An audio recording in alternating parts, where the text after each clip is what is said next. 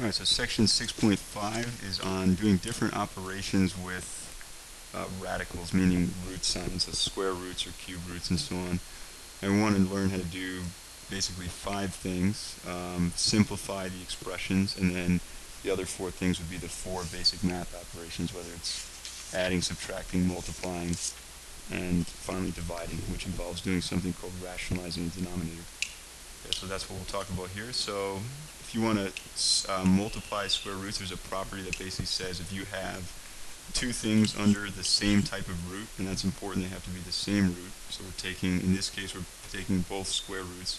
You can just pull them under 1. So the square root of 2 times the square root of 8, that's the same as the square root of 2 times 8, which obviously would be root 16 or 4. Same thing here, we're taking the cube root of this times the cube root of this. That's the same as the cube root of those multiplied together, which equals there. And the cube root of 27 is 3. And they have this rule: in order for something to be considered simplified, you can't have powers under there that could be pulled out any further. So for example, if I'm taking the square root of 8, the square root of 8 is the same thing as the square root of 4 times the square root of 2. Square root of 8 is not simplified because I could simplify this by making it 2, radical 2, or 2 root 2. Now it's simplified because there's nothing under the radical that could be simplified any further. This right here does not have any perfect squares. If we were taking cube roots, you can't have any perfect cubes left underneath there. Okay, so let's do a couple examples. So we're taking the square root of 32 times x to the 8, so let's simplify this off. And then we want to see, is there any of these numbers that I'm writing right here, and these are perfect squares, are there any perfect squares that go into 32? I always recommend starting at the highest possible number, counting backwards, because you want to look at the biggest square. So obviously 36 doesn't go into 32, neither does 25, but 16 does. 16 times 2 is 32. And then the square root of x to the 8th, we need to take half of that number and get x to the 4th. Square root of 16 is 4. I'm going to put the x to the 4th right next to it. And then the radical 2 is right here. We can't do anything more with that, and that is now simplified. We don't put, I did not put absolute values around that because we went from an even power 8 to still an even power 4, so there's no absolute value needed. Right here we're taking the 4th root of all these things, so let's split this off. So we have the 4th root of all of this stuff. Now here's the problem: I can't easily take the 4th, I can't divide 13 by 4, so I'll show you what to do about that in just a sec. The 4th root of 16, well, 16 is actually a perfect 4th power. It's 2 to the 4th, so this is the same as 2. If I divide 24 by 4, I would get a to the 6th power. No absolute value needed because that's an even number. I went from even to even. And then I can't divide 13 by 4. So what you want to do here is look and see what is the closest power of 4, which is less than 13, that I could break off. And I could break off, well, 12 is close to 13. 13 is the same as b to the 12 times b to the 1st.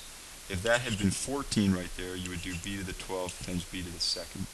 Okay, if it were 15, you would do b to the 12 times b to the 3rd. If it's 16, well, then you don't have to do that. You can just directly divide by 4. Okay, so final result here, we still have that 2, we still have the a to the 6. If I divide 12 by 4, I get 3. That's an odd number of power, so I need an absolute value. And I can't do anything further with that 4th root. So this is typically the way you write. You typically write it with the number in first, and then the variables, and then the radical at the end, and that's simplified. Let's do one more of these. Let's do this one right here. Actually, let's see which one would be better here. Let's do this cube root right here. We'll do the cube root of 27 times the cube root of y to the 12th times the cube root, and I'm not going to be able to divide 7 by 3, so what I want to do is pick a multiple of 3 that is closest to 7, and that would be 6. And you might wonder, could you have picked 9? The answer is no, you don't have 9 z's there, you only have 7, so you're going to have to do the closest multiple of 3, which is less than 7, and that is 6. Okay, the cube root of 27 is exactly 3. If I divide 12 by 3, I get y to the 4th, and I don't have to put absolute values for even powers. The reason is, cube roots, you could take the cube root of something and get a negative. Like, for example, the cube root of -8 is -2. So we don't need, it's not like taking the square root of the fourth root where it's even, so we don't have to worry about that. The cube root of z to the 6, if I divide 6 by 3, I get z to the second. And again, just to verify how we could check this, z to the second cubed is that right there. You could always test to see that I do the right cube root by just cubing it and see if it works. And then this last one we don't need, or we can't do anything with, so we just keep it like that. So let's check to see if we got it, and that's exactly what we got. Alright, the quotient property, you talked about the product property. The quotient property looks like this. It basically says that you can, if you have stuff in a radical, you can pull them under the same radical. So 27 divided by 3 would be 9. Or vice versa, you could have stuff under one radical and you can split them so they're both under their own separate radical and treat them individually. Okay, then there's another term that we need to know in order to divide, and it's called rationalizing the denominator. And it looks like this right here. Okay, it basically means if you have a root in the bottom, so let me write that a little bit bigger. If you have a radical on the bottom of a fraction, and the rule for considering something simplified is that there are no radicals in the bottom. So how do you get rid of it? Well, if I'm taking the square root of 3, 3 is appearing to the first power. The only way to cancel out a square root is to get something squared. So if I have 3 to the first power, what power do I need to be able to square root it? I need 3 to the second power. So I'm going to need to multiply by another 3. 3 to the first times 3 to the first would now be 3 to the second. Whatever I do to the bottom has to be done to the top, because now this whole thing is equal to 1. And when we multiply something by 1, that's okay, nothing happens to it. So 2 times radical 3 would be 2 radical 3. And then what is the square root of 3 squared? Well, the point of doing that was to get them to cancel. So we just get 2 radical 3 over 3. It will work the same with other types of roots. There will be a slight difference, but we'll see how that's done in just a sec. Alright, so let's simplify each of these right here. So first of all, let's split this into their own square roots, because that's what the quotient property said. We can do that. Okay, then we're going to have, well, taking the square root of that is like taking half of that exponent, that's x to the third. Okay, and then I'm taking the square root, and in order to cancel out a square root, I need something that's even, basically, an even power, because I can't take half of 7. So the closest even power would be 8. Okay, so I'm going to multiply this by y to the first, because 7 times y to the first will give me an even power. So we're going to have, on the bottom, it's going to be y to the 7 times y to the first. That's the square root now of y to the 8th. And the top is going to be x cubed times radical y. Okay, what's the square root of y to the 8th? Well, if you take half of that number, you get y to the 4th. And let me just make a little bit more space here. If you take half of that number, you get y to the 4th. And the top can't be simplified any more than it already is. So there's our final answer. It's considered simplified because there are no square roots in the bottom, and that's part of what we need to be simplified. And same thing here for the b. Let's split this off to 6 and then the fourth root of 5x. So this is a little bit trickier because it's not a square root now. So how would we approach this? Well, let's look at what we have in the bottom. We have 5 to the first and x to the first. And since I'm taking the fourth root, I want to be canceling out of fourth power. So I need fourth powers here. I have 1 5 right there. I have 5 to the first. How many more 5s do I need? I need 3 more. I need 5 to the third. Why do I need 5 to the third? Because 5 to the first here times 5 to the third is going to give me 5 to the fourth. And that's exactly what I need. Okay, same thing, I have x to the first. How many more x's do I need? I need 3 more. X to the first times x to the third is x to the fourth. We're trying to get stuff up here to the fourth power because we are taking the fourth root. And then whatever I have on the bottom, I need the same thing on the top. So what is the top going to be? Well, 6 times 5 to the third. 5 to the third is 125.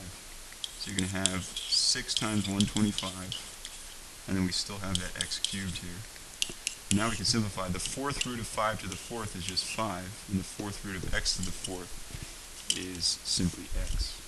And the book, in this case, doesn't put absolute values around it, although I guess in theory you should. At some points they do, some points they don't, so a little bit inconsistent. And then the fourth root, well, there's not going to be any powers of 4 that I could pull out of these numbers. 6 doesn't have anything. and that's 5 to the third. 125 is 5 to the third, so we can just multiply those. 6 times 125 is 750, and we still have that x to the third. And that is simplified. There's no radicals in the bottom, and there's no fourth powers we can pull out from the top. So we're done. Okay, let's skip ahead a little bit. So let's simplify a couple more things here, just to practice. So before doing that, just to recall the rules, the index, these are the rules for considering something simplified. So the index is as small as possible. Okay, what does that mean?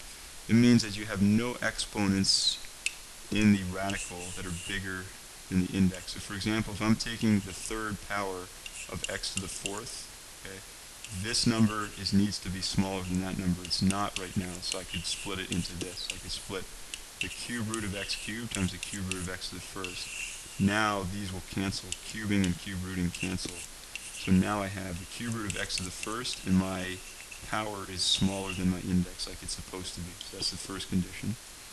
Okay, the radicand contains no factors that are nth powers. Well, that's kind of the same as what we just said. It just would work that way with numbers. Okay, the radicand does not contain fractions. So for example, this right here would not be considered simplified, because I could do this. I could say square root of 2 over square root of 3, and then I could rationalize by doing root 3 times root 3. And the top would be 2 times 3, which is 6. The bottom would be root 3 times root 3, which is root 9, or just 3. So that is that one. And then no radicals in the denominator. Well, that's the same thing as this one. That's a radical root 3 in the denominator. You can't have that. You get rid of it by rationalizing. Alright, so let's take a look at this. So we're able to multiply these because these are both cube roots. So let's do this. Let's do 5 times 3, which is 15. And then we will do the cube root of all this stuff. The cube root of, we have a lot of cube roots here. So we have a negative 12. Actually, the cube root of, that's really like the cube root of negative 1. Negative 1 times 12. So this right here I'm breaking down to look like that. And then we have the cube root of 18, which is right here. So we're going to deal with the numbers together. And then we have a and a squared. That's the cube root of a times a squared. Just looping those under one cube root. And then finally we have b to the fourth times b squared. B to the fourth times b squared. And now we're ready to start simplifying this. So the cube root of negative 1 is just negative 1. So we have 15 times negative 1 times, let's do this cube root. So 12 is the same thing. Basically, you want to factor these numbers. 12 is the same thing as 4 times 3, which is the same as 2 to the second times 3. 4 is 2 to the second. So we have 2 to the second times 3. This right here is the 12. And then we use a different color here. We have 18. 18 is 6 times 3. And 6 is 3 times 2. So 3 times 2 times 3. Another way to say that is 3 times 3. That's 3 to the second. And then times that 2. Okay, then we have the cube root here of a to the first times a to the second would be a to the third. So that's this. And then here we have b to the fourth times b to the second. That's the same as b to the sixth power. So now we're ready to make a couple last simplifications. So 15 times negative 1, that's negative 15. Times the cube root of this whole thing. So 2 to the second times 2 to the first, because that's a 2 to the first, would be 2 to the third. 3 to the first times 3 to the second would be 3 to the third. Okay, let me make this a little bit smaller here. And then we have times, well, what's the cube root of a cubed? Those are going to cancel each other out, and you're just left with a.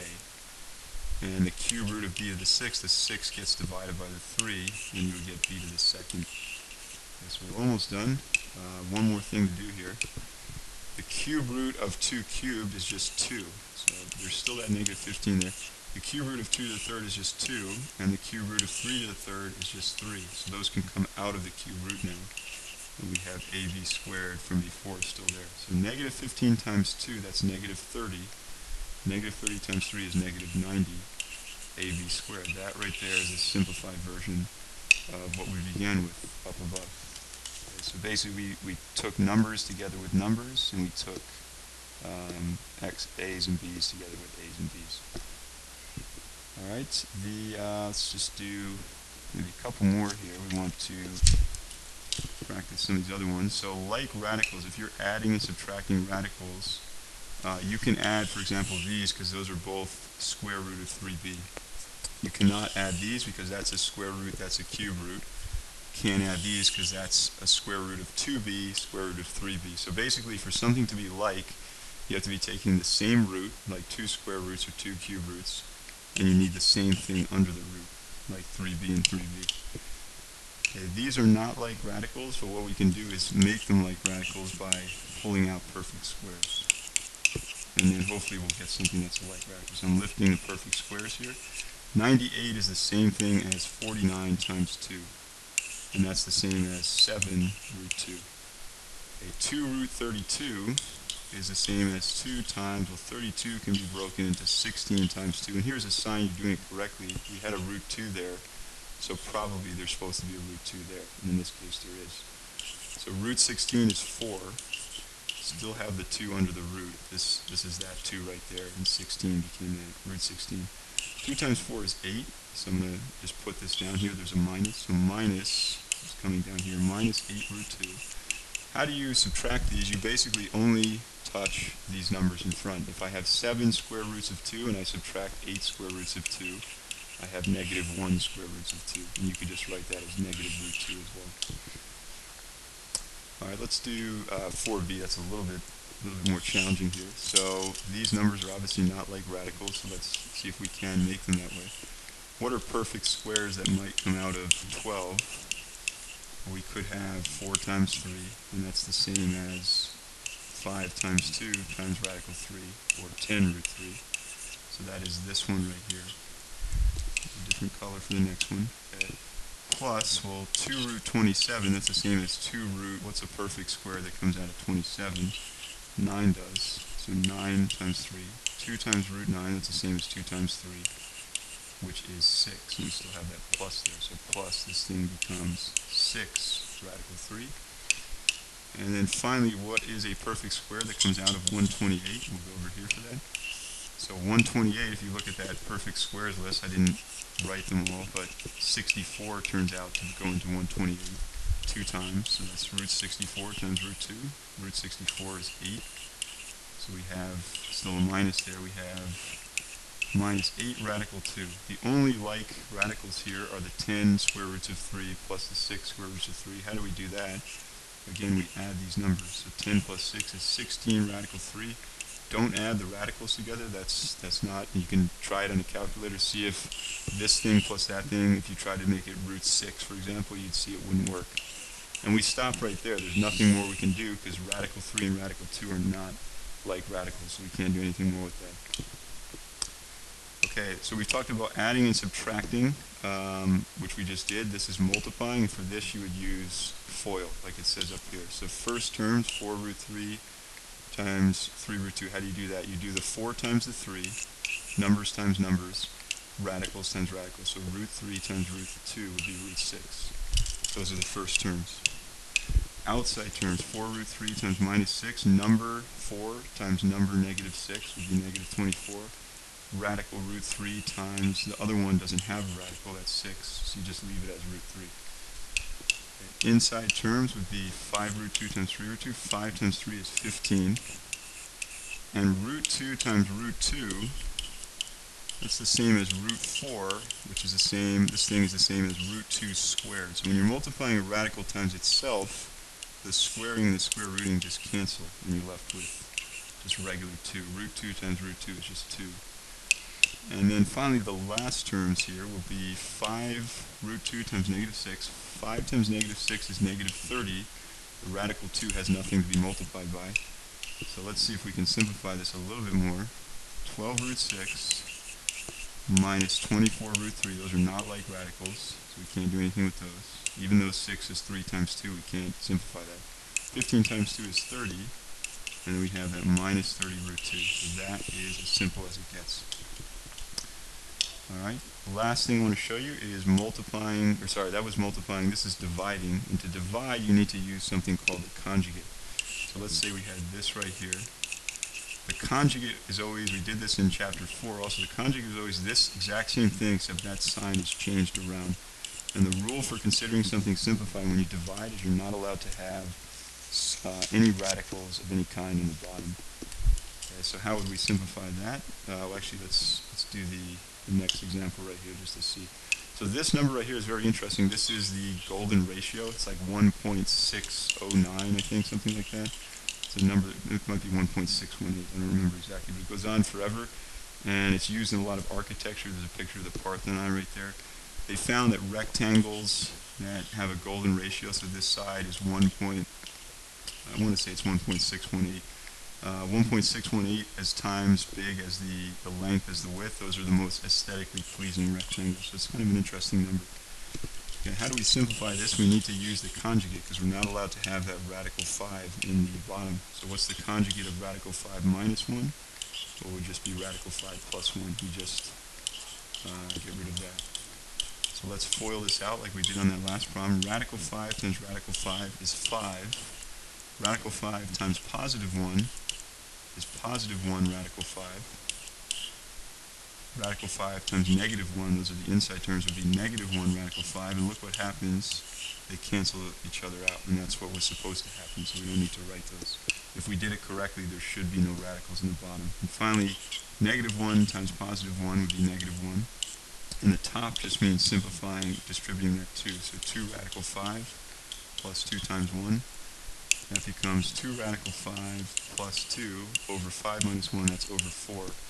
Last thing we can simplify here is to do this. 2 goes into that once, it goes into that once, and it goes into that twice. So that's 1 radical 5 plus 1 over 2. And there is our simplified version, and that is about 1.618. The last one I want to show you is a slightly more complicated example. Let's do, oops, just cover some of this stuff so it doesn't get in the way.